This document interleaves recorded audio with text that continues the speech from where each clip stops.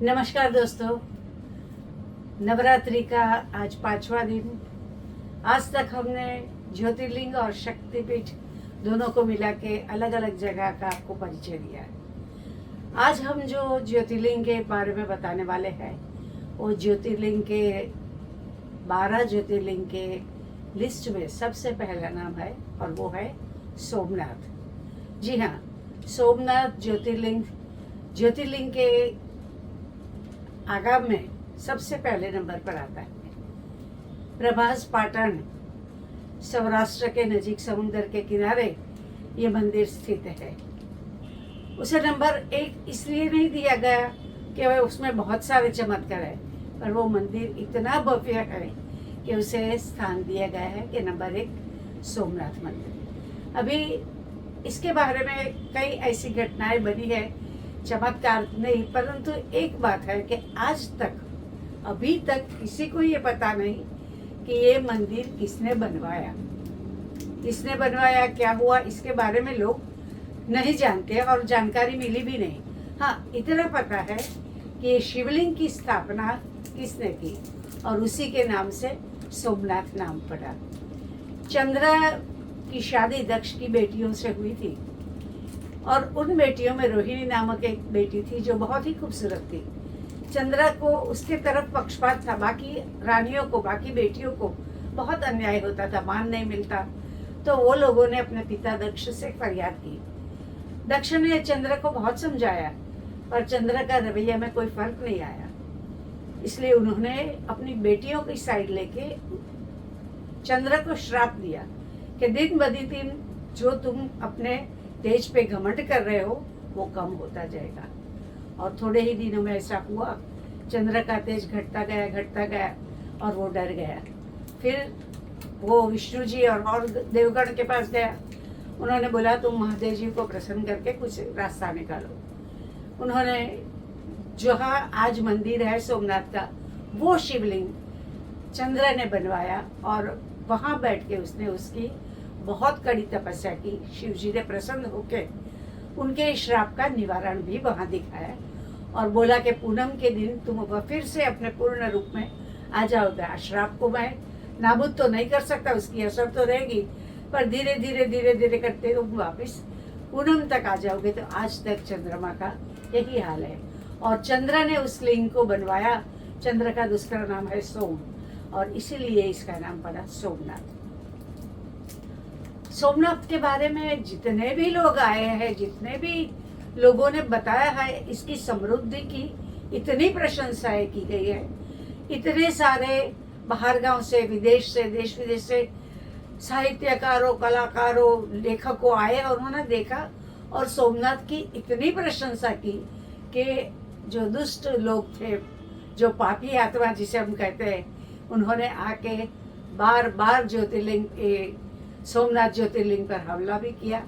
और कहते हैं कि उस जमाने में सोमनाथ मंदिर के दरवाजे, दीवारें, पिलर सब सोने और चांदी और मोती मणि से बड़े हुए था और इतनी समृद्धि थी, इतना समृद्ध था कि जो भी आता उससे लूट के चले जाने की कोशिश करता।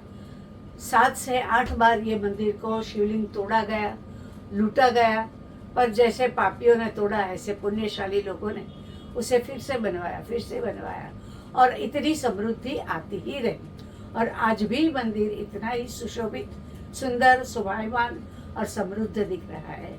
कहते हैं कि अंग्रेजों के शासन के बाद जब हमें आज़ादी मिली, सरदार वल्लभ भाई पटेल ने उसका पूर्ण रूप से जीर्णोद्धार किया और उसके बाद शंकर दयाल शर्मा ने उसे राष्ट्र की संपत्ति करके उसे राष्ट्र को समर्पित किया।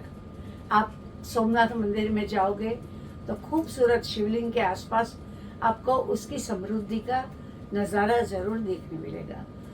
और दूसरी बात ये है कि ये सोमनाथ में खास करके पूजा पाठ, ये जो धाम होते हैं तो हम लोग बोलते हैं श्राद्ध, ऐसे कोई भी विधि पितृति होती है वो वहाँ बहुत ही प्यार से की जाती है और लोग वहाँ उसका पवित्रता का नाम भी देते हैं।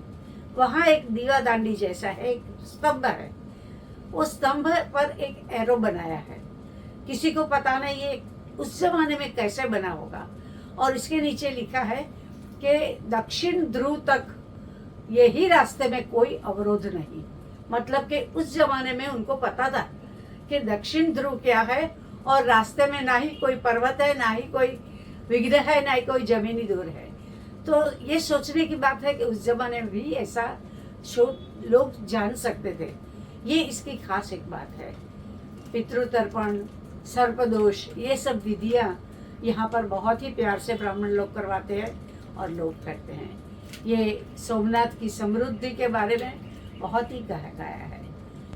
सोमनाथ के बिल्कुल ही नजदीक में एक और शक्तिपीठ है, जिस शक्तिपीठ पर चंद्रभागा शक्तिपीठ कहते हैं। चंद्रभागा उस वक्त का नाम था, पर आज उसका नाम है महाकाली या काली माता। वहाँ गांव के लोग उसे काली माता का मंदिर कह के बुलाते हैं।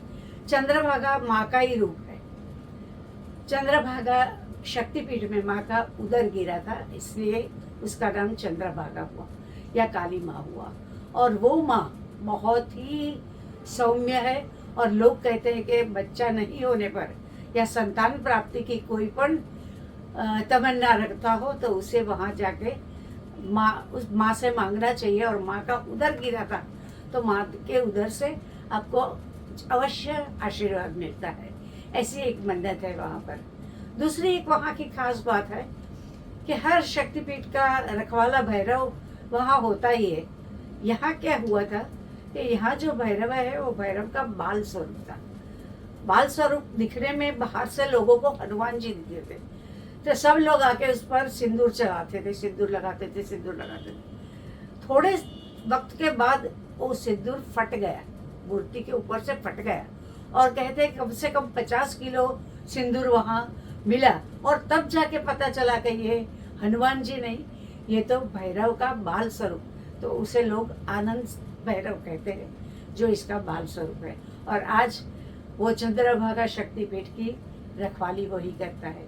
लोग वहाँ भी पितृतर्पण और करने जाते हैं। वहाँ त्रिवेणी संगम भी है, वहाँ स्नान करके ये विधियाँ जो हमारे पूर्वजों के लिए होती है वो बहुत प्यार से की जाती है। दोस्तों, सोमनाथ मंदिर हमारे देश की एक ऐसी धरोहर है कि जिसको लूटने के लिए देश विदेश से लोग आए, लूट के गए, पर सब अच्छे लोगों ने उसको पुनर्निर्माण किया, फिर से बनाया।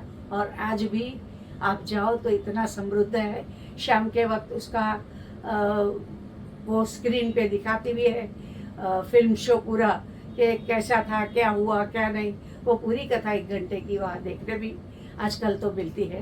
तो आप जब भी जाओ तो वो लाइट शो देखना, सोमनाथ की समृद्धि को देख के भी और वो लिंग देख के भी उसको प्रसन्नता से प्रणाम करना, हर हर महादेव ऐसा भी बोलना, और माँ शक्ति को और भैरव को भी प्रणाम करना। दोस्तों, ये थे हमारा सबसे पहला ज्योतिर्लिंग। जय सोमनाथ। आज ठीक के लिए इतना ही। कल फिर से मिलेंगे नई कहानी के साथ, नए वक्त के साथ। तब तक के लिए जय अम्बे।